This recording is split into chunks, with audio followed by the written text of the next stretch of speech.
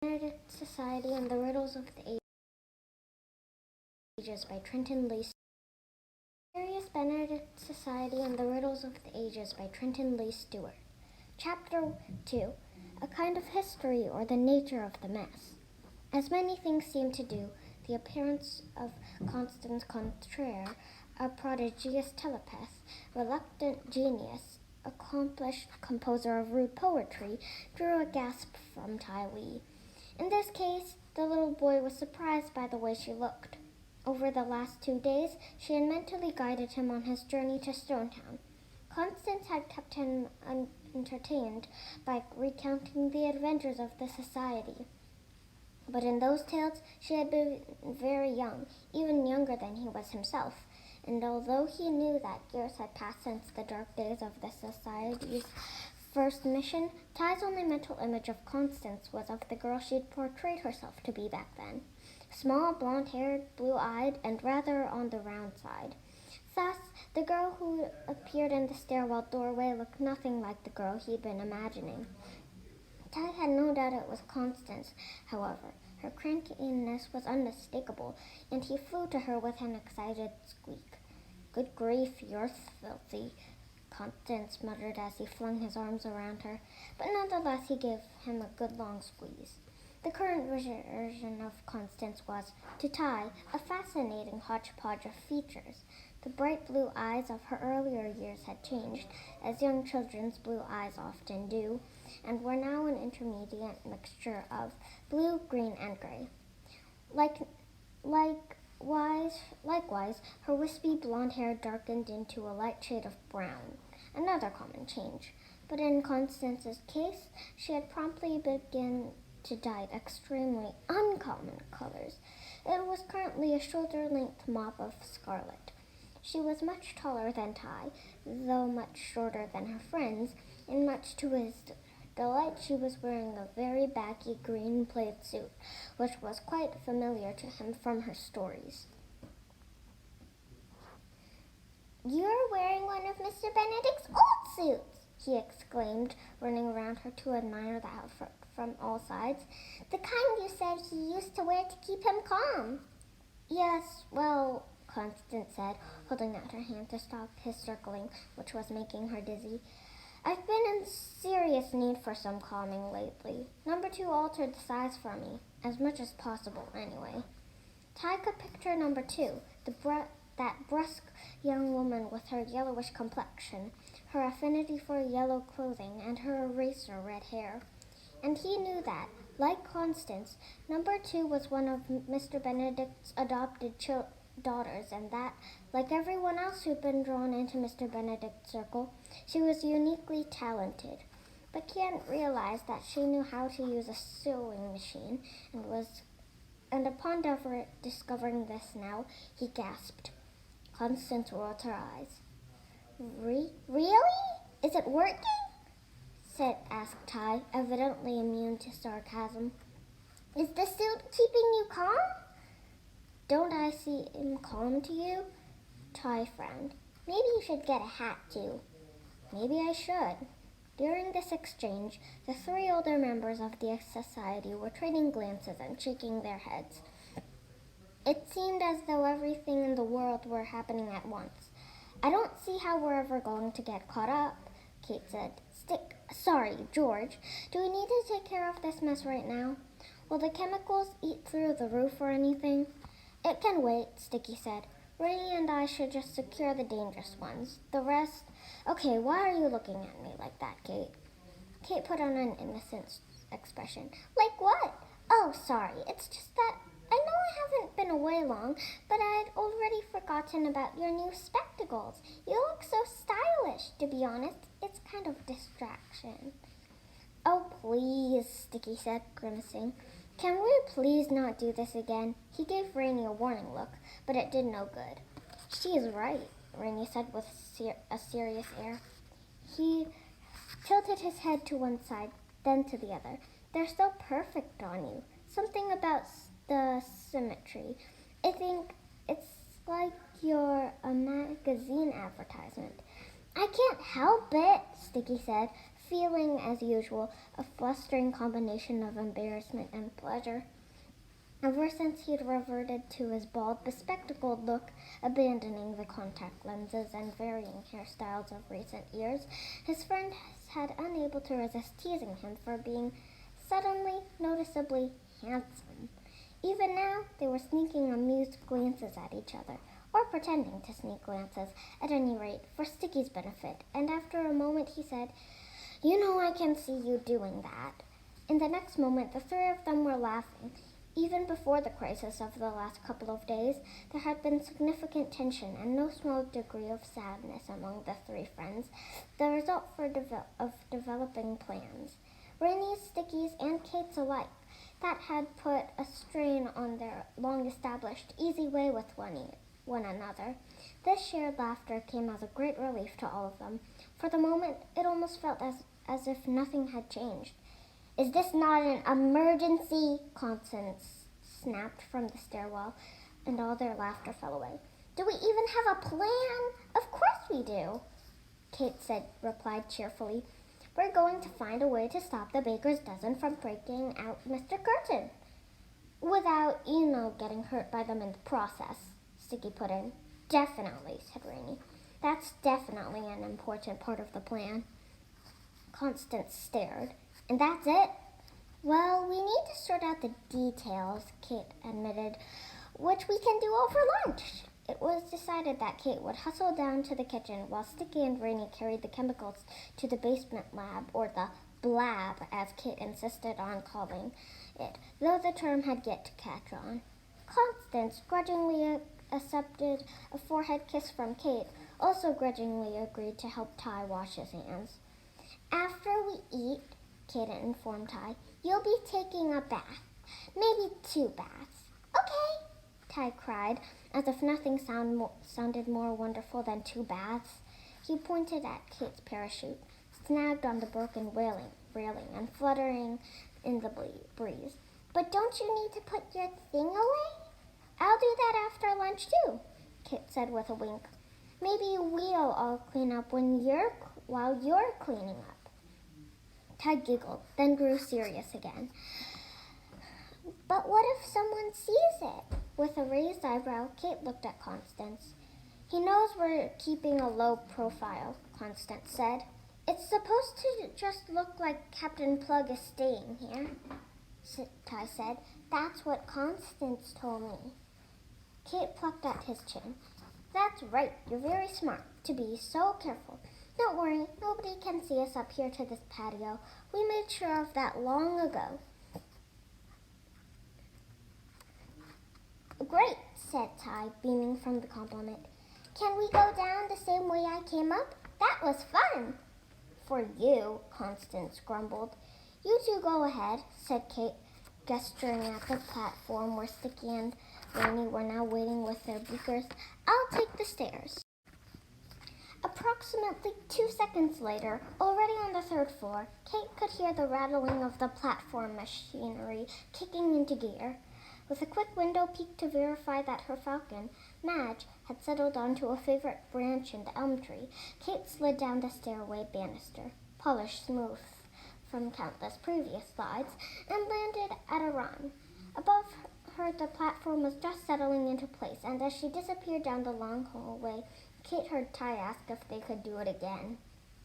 The dining room, situated on the 2nd floor of Mr. Benedict's house, had never been tidy. Like all the other rooms in the house, its walls were lined with cluttered bookshelves, and in order to sit at the long table or in any other available chair, one usually had to move a newspaper or book. Yet the room's present state of disarray was such that Kate, on her way to the kitchen, felt compelled to stop and take it all in. The magnitude of the mess was remarkable, for sure, but what froze Kate in her tracks and caught at her heart was the nature of the mess. The multitude of dirty dishes on the table, the forgotten reading glasses on an open newspaper, the abandoned needlework in the corner easy chair, all signs of a happy, busy day, suddenly and alarmingly interrupted. Given what she'd been told and what she saw before her now, Kate's mind had no trouble conjuring the scene. Most of their community of family and friends would have been in this room when news of the breakout reached them. For though Sticky and his parents lived in the house across the street, and the Perumal family, Rainey and his mother and grandmother, had their own quarters downstairs, as a general practice, everyone converged here to take their midday meal together. Mucho Brazos, the former circus strongman and much admired cook, always prepared something delicious. He had rooms in the basement, as did Kate and her father Milligan, and the wonderful aromas emanating from the kitchen signaled the approach of a hubbub and laughter as surely as any clock could. So it had been for years now. And yet the change had been in the air lately, and as unmistakable as the scent of Mucho's baked apple pies, though not as sweet. Bittersweet was the word for it. Rainey had joked some time ago that perhaps they should acquire a taste for bittersweet. But it was not a taste easily acquired. When Rhonda Kazembe had moved out, for instance, everyone was happy for her. She'd married a charming physicist and seemed delighted about the development. The couple were moving to a different city, where they both had excellent job opportunities at laboratories. They had plans to start a family.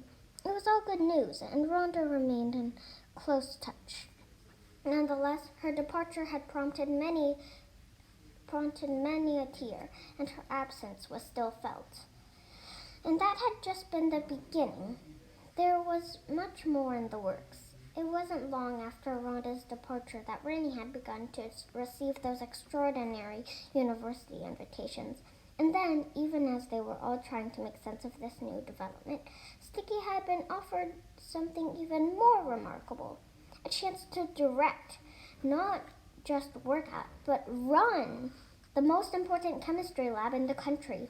The position would be open in the fall. If Sticky took it, he would be, not surprisingly, the youngest person ever to have held it. He would make history. Kate's own aspiration, meanwhile, was by its nature not the sort of thing to make headlines. Her success could never be measured by fame, for her plan was to become, like her father before her, a secret agent. Not just any secret agent either, but a top special agent in Milligan's own agency. She was already well on her way. All these new possibilities, so pleasing to contemplate on their own, had sent everyone's mind spinning, for every possibility came at a cost. Even a single departure spelled for the end of the society as they had known it, and each of its members felt a kind of horror at the prospect of being the first to open the door, the one responsible for ending what they had. But all consideration of what might be coming next had been rudely interrupted 2 days earlier, when bad news arrived in this very room. The impossible had happened. The infamous villains known as the 10 Men, so called for their reputation of having 10 ways to hurt you, had been broken out of the citadel in Brig City. Kate and Milligan, who had been away on the intelligence gathering mission, got the word first. 13 10 Men, current whereabouts unknown, but certainly headed for Stonetown. "That's a bad baker's dozen," Kate had muttered grimly, and thus was the moniker born. She'd known at once who was behind the breakout. The fact that several top agents in the Stonetown area had been ambushed in recent months, sending every one of them to a high-security hospital, was the reason she and Milligan had gone to do their sleuthing in the first place. Those ambushes had been executed by the last two uncaptured 10 Men, the notoriously elusive Katz brothers. The brothers' gift for always smelling a trap and always avoiding it had led to their being nicknamed by Kate, of course, the Scaredy Cats. It was the Scaredy Cats, naturally, who had just freed the other 10 Men. But how? The brothers had never engaged in risky confrontations before. Instead, they'd been known to be secretively looking for someone. They had been at it for years, but exactly whom had remained a mystery. After the ambushes started, the mystery was what Kate and Milligan had gone to investigate. They had just hit upon a kind of answer, too, when they learned of the Scaredy Cat's mystifyingly successful breakout operation at the Citadel. The agent reporting to Milligan could rely on a single tantalizing clue. Some guards swore they had counted 14 figures fleeing the site. 14, not 13. The rest of the guards had all been unconscious and could not confirm. Regardless, Kate said to Milligan, if they're headed to Stonetown, we know what they're planning to do. I'd have to agree with you there, Katy Cat, her father had replied. They hadn't even needed to say it out loud. The 10-man's plan, no doubt, would be to infiltrate Stonetown's brand new maximum security facility and break out its only current prisoner, the most dangerous genius in history, their former employer, the Thropa Curtin. With Mr. Curtin free again, the threat of the baker's dozen would be magnified exponentially. Their unique talent for violence, paired with this terrible brilliance, had once almost changed the world. Almost. That word pertained only thanks to the society, and therefore the baker's dozen probably also had revenge in mind. They were 10 men, after all. They wouldn't have taken kindly to the role Mr. Benedict and his associates played in their capture. What troubled Kate and Milligan most, however, was that the 10 men knew about Constance, a telepath, especially one that hated them, might well endanger their future schemes. The baker's dozen would surely make it a priority to eliminate any such threat. Milligan had radioed Mr. Benedict's house. It's happened, he said to number 2, less than an hour ago. Waste no time. And just like that, the meal was over. Life as they had known it was over, and whether it would ever be the same again, or even close, would depend on what happened next. Kate took one last look around at the mess, at the evidence of the life they'd been living. Then she moved on to the kitchen. It was not at all her style to leave dirty dishes on the table, but these she would just leave a little bit longer. A few minutes later, on Kate's suggestion, the society members and young Ty Lee carried their sandwiches down the hall to the sitting room, where the untidiness was more typical and therefore less depressing. On the contrary, the familiarity of the room was a comfort. The piano in the corner, the grandfather clock, and the giant globe, now long outdated, sat exactly where they had on the first day the society members set foot inside this room, the very same day they had met one another. The books on the crowded bookshelves were the same books. The paintings hung on the walls. One painting was of an observatory, the other of a boy on a bluff. Both featured starry skies, and both, Mr. Benedict had told them, were the work of a childhood friend. The sitting room was a kind of history itself, a history of new friendships and lasting ones alike. Ty Lee admired everything, exclaiming at the piano, spinning the globe, pointing up at paintings which fortunately were out of reach of his fingers. I can see the Big Dipper in that one, he declared. It's the constellation in the sky above. Well, it's Orion, Sticky corrected gently. But you're right, that is a constellation, whereas the Big Dipper, strictly speaking, is what we call an asterism, which I can see Orion! Ty cried, looking over his shoulder at Constance for approval. Nice work, Constance mumbled wearily as she settled onto the rug. The others joined her. They were all hungry, and for a minute or so they were scant talking and a great deal of chewing. The sandwiches were variously loaded with vegetables, cheeses, lunch meats, and condiments, each according to the taste of the person for whom Kate had assembled it for. For Ty, she'd taken a successful gamble on peanut butter and jelly, and after and after noting the others' differing compliments and expressions of thanks, Ty realized that something extraordinary seemed to have occurred in the time it had taken him to wash his hands. "Cake!" he said, meaning to say cake, but his mouth was full of peanut butter. "Were these sandwiches already made?" "No, and thank goodness," Kate replied. "The kitchen was a nightmare. I wouldn't have eaten anything prepared in there, not until I'd gotten the place cleaned up first." At this, Ty's eyes grew huge, and he swiveled them around to see if anyone was astonished that Kate had done so much so quickly. No one seemed to be. "How in the world did it get that bad?" Kate pressed, likewise looking around at the others. "I know things have been crazy since the evacuation, but that doesn't account for what I just saw in there. Do you realize there was a spoon stuck to the outside of the refrigerator? The outside!" Rainey and Sticky glanced at Constance, then glanced away and shrugged. Now was not the time to engage in a blame battle. The truth was that they hadn't even seen Constance the last 2 days. She'd been holed up in her room, and they'd been too busy dealing with the present crisis to try and draw her out. The mounting mess in the kitchen, evidence of her nighttime raids, had actually been the source of the silverware drawer, empty ice cream cartons in the cupboard, and the floor so mysteriously sticky it almost pulled one's shoes off. But at least they knew Constance was alive and eating. "Never mind," said Kate, who could guess the answer easily enough. "Let's get up to speed. I have things to tell you, but I want to hear more about how it all went down here when the news hit. And of course, we need to hear about this."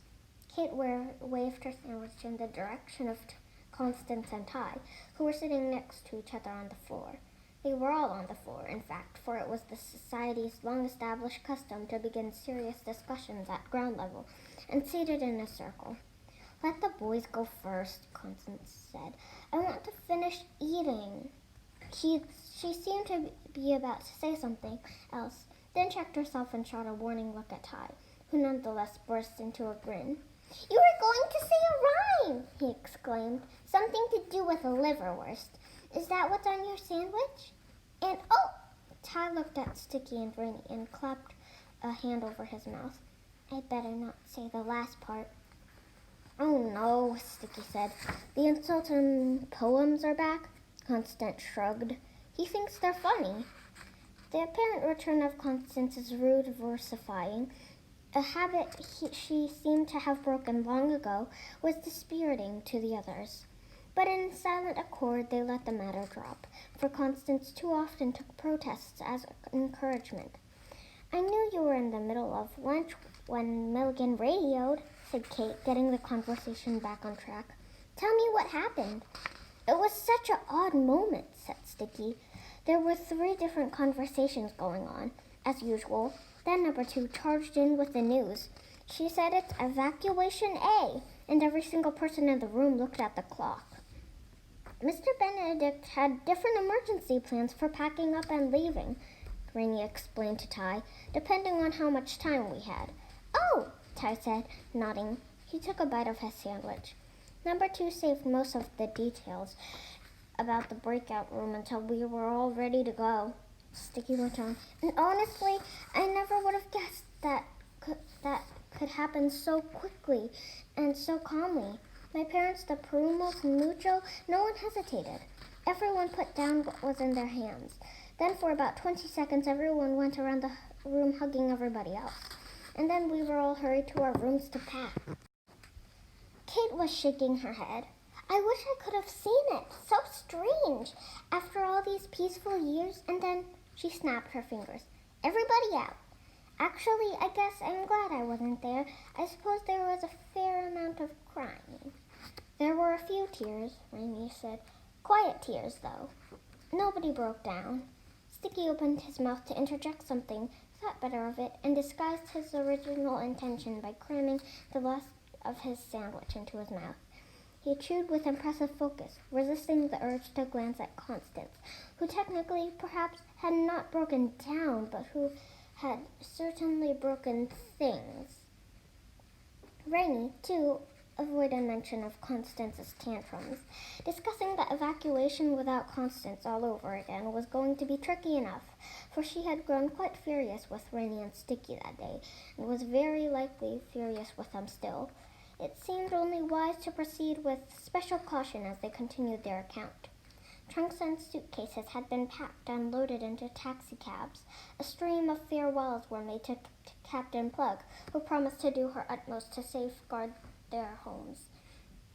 It was understood that if any 10 men entered the picture, however, the guard's orders were to prioritize her own safety.